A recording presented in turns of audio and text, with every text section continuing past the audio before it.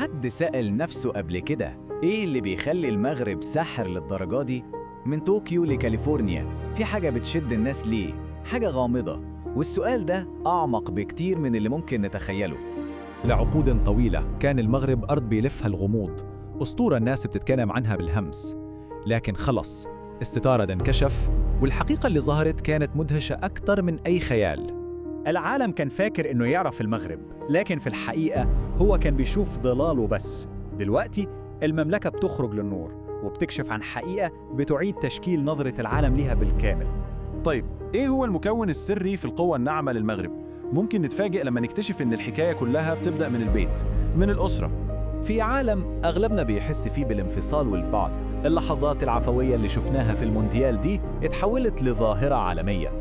الصور دي كانت زي تذكير بقوة التواصل الإنساني الحقيقي، رسالة صداها كان أعلى من هتافات الملاعب بكتير. وبكده ومن غير أي تخطيط أصبح المغرب زي منارة لعالم بيدور على معنى، شعلة من الأصالة في بحر كبير من السطحية.